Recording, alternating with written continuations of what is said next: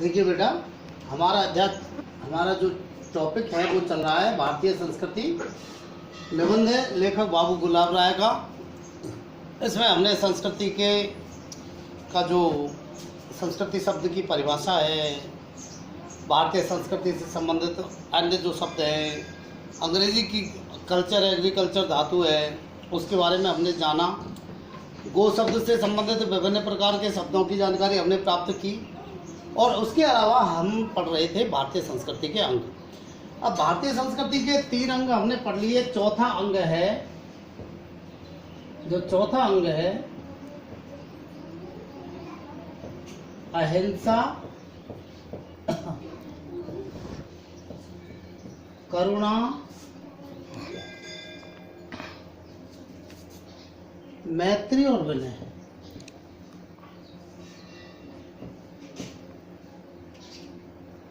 अहिंसा, करुणा, मैत्री और विनय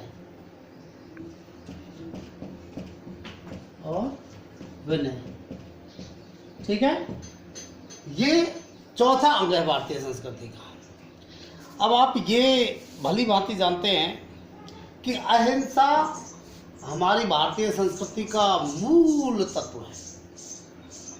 हमारे यहाँ छोटे से छोटे जीव की भी हिंसा को पाप समझा जाता है और छोटे से छोटे जीव के अलावा अगर जो है आत्मा किसी की बातों से भी हमारी जो है किसी की आत्मा दुखा दी जाए तो उसे भी हमारे यहाँ हिंसा समझा जाता है। तो अहिंसा परमो धर्म का यहाँ मूल मंत्र चलता ही है। हमारे प्रत्येक विद्वान ने, ऋषि मुनियों ने और जो है हमारे यहाँ के सभी प्रकार के जो धर्म हैं उनमें अहिंसा को परम जो है महत्व दिया गया है। करुणा को भी महत्व दिया गया है। जीवों पर करुणा, दीन दुखियों पर करुणा और जो है असहायों पर करुणा, इस प्रकार से यहाँ करुणा को भी विशेष महत्व दिया गया है।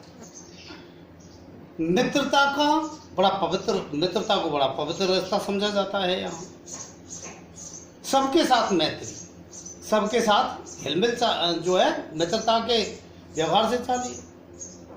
यहाँ हमारे यहाँ कहा भी गया है कि सबसे हिलमिल चालिए नदी नाव संजोग, सबसे मित्रता का व्यवहार करते हैं। और विनम्रता की बात करें तो यहाँ की संस्कृति में ऋषि मुनियों ने विनम्रता को भी बड़ा महत्व दिया है। बुजुर्गों से, बड़े लोगों से विनम्रता का व्यवहार, बराबर वालों से विनम्रता का व्यवहार, अपरिचित या परिचित कैसा भी व्यक्ति हो उससे विनम्रता के व्यवहार को बड़ा महत्व दिया गया है।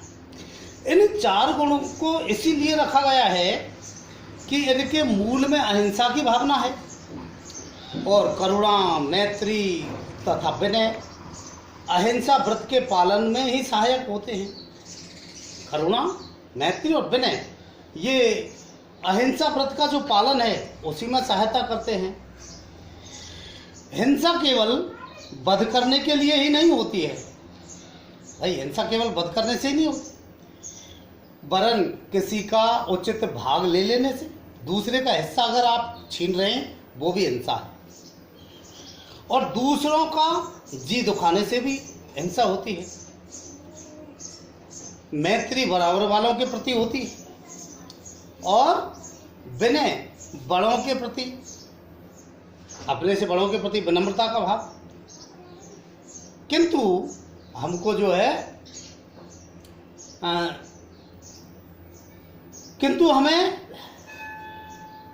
हमको जो है सभी के प्रति शिष्टता का व्यवहार करना चाहिए। विनयशील का ही एक अंग है। शीलता का, सज्जनता के गुणों में ही विनम्रता एक गुण है, उसको बड़ा आवश्यक माना गया है। भगवान श्री कृष्ण ने जो है ब्राह्मणों के विशेषणों में विद्या के साथ विनम्रता को भी लगाया है। हाँ, उन्होंने कहा है विद्या विनय संपन्ने, विद्या विद्या विनय संपन्ने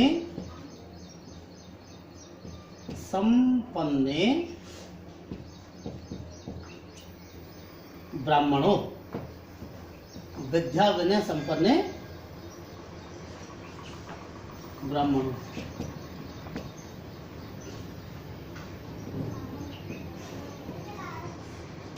विद्या विनय संपन्ने ब्राह्मण, ठीक है ना। अर्थात विद्या और विनय से संपन्न ही ब्राह्मण होता है। ब्राह्मण का मतलब क्या है? ब्राह्मण का मतलब होता है जो है वैसे तो ब्राह्मण एक जाति के रूप में ली जाती है, लेकिन ये ज्ञान से पूर्ण होते थे, ज्ञान से पूर्ण जाति समझी जाती है। तो इसीलिए विद्या के साथ साथ विनय को भी इसमें जो है जोड़ा है। तो विद्या के साथ विनय भी होनी चाहिए। जिसमें विद्या है और विनम्रता नहीं है, उसकी विद्या कोई काम की नहीं है। विनय भारतीय संस्कृति की जो है एक, भारतीय संस्कृति का एक विशेषण है, हमारी विशेषता है। असांस्कृतिक लोग ही उद्धत होते हैं, मतलब उद्दंड लोग वही होते हैं, उद्धत लोग वही होते हैं जिनमें संस्कृति, शिष्टाचार, शीलता के गुण नहीं होते हैं। ये हुई हमारी इन 4 गुणों की बात, अहिंसा, करुणा, मैत्री और विनय। अब अगर हम बात करें 5वें गुण की, तो 5वां हमारा प्रकृति का अंग है, वो हमारी संस्कृति का अंग है प्रकृति प्रेम। क्या है? प्रकृति प्रेम, ठीक है ना, प्रकृति प्रेम।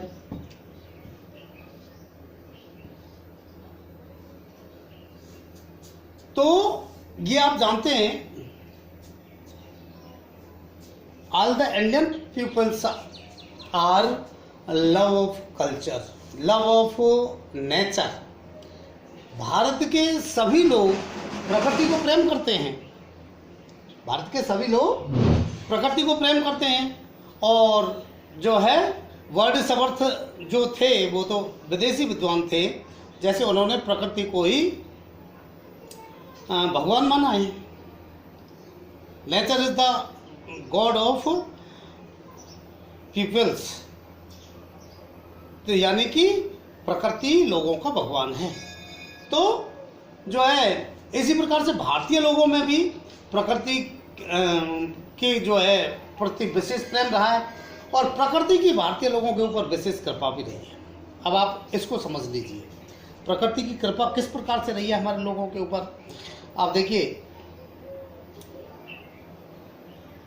विश्व में कहीं तो सर्दी सर्दी पड़ती है, कहीं गर्मी ही गर्मी पड़ती है, कहीं बरसात ही बरसात होती है, कहीं जो है बिल्कुल जो खनिज पदार्थ हैं उनकी उपलब्धता नहीं है, कहीं किसी प्रकार का खाद्यान्न पैदा नहीं होता है।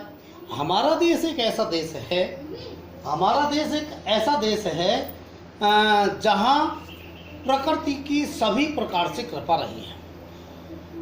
खाद्य पदार्थों की बात करें तो सब प्रकार के खाद्य पदार्थ उत्पन्न होते हैं।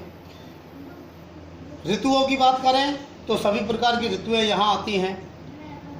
खनिज पदार्थों की बात करें तो सभी प्रकार के खनिज पदार्थ भी हमारे यहाँ उपलब्ध हैं। हमारा भारत देश सभी प्रकार के जो है खनिज संपदाओं से और प्रकृति की कृपा से पूर्ण रहा है। भारतवर्ष पर प्रकृति की विशेष कृपा रही है और यहाँ सभी ऋतुएं समय पर आती हैं और पर्याप्त काल तक ठहरती हैं। ऋतुएं अपने अनुकूल जो है फल फूलों का सृजन करती हैं। धूप और वर्षा के कारण, धूप और वर्षा के समान अधिकार के कारण यह जो भूमि है सस्य श्यामला है। धूप भी है तो बरसात भी है, इसीलिए इस भूमि को सस्य श्यामला कहते हैं। सस्य श्यामला हो जाती है। यहाँ का नगाधिराज हिमालय है, पर पहाड़ों का अधिराज जो हिमालय है वो हिमालय कवियों को सदा से प्रेरणा देता रहा है। और यहाँ की जो नदियाँ हैं वो मोक्षदायिनी समझी जाती हैं। यहाँ कृत्रिम धूप और कृत्रिम रोशनी की आवश्यकता नहीं पड़ती है। विदेशों में जो है कृत्रिम धूप और कृत्रिम रोशनी की आवश्यकता पड़ती है, लेकिन यहाँ नहीं समझी जाती हैं। तो इस प्रकार से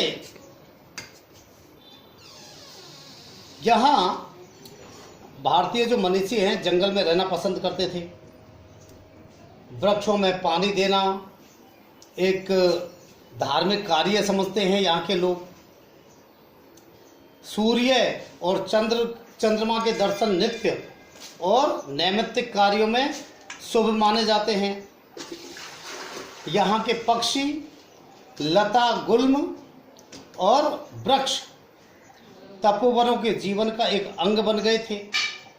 तभी तो शकुंतला के पति गृह जाते समय जो है, जाने कि उन सबों से पति गृह जाते समय उन शकुंतला उन सबसे आज्ञा चाहती है। पीछे पीवत नीर पहले जो तुमको प्यार, फूल पात नहीं तोड़ती गहने हो के माए, जब तू फूलन के दिवस आवत है सुखदान, और फूली अंग समात नहीं उत्सव करत महान। तो यानी कि वो पीने के लिए भी पानी पीछे पीती थी, पहले तुमको पिलाती। किसको? पेड़ पौधों को। फूल पत्ते भी अपने गहने के लिए नहीं तोड़ती। जब फूलों के दिन आते थे तो वो महान उत्सव करती थी। सो यह जाति शकुंतला आज पिया के गेहे, आज्ञा देहु पयान की तुम सब सहित सने। ऐसी वह शकुंतला आज अपने पति के घर जा रही है, तो आज आप प्रेम सहित उसे आज्ञा दीजिए। इस प्रकार से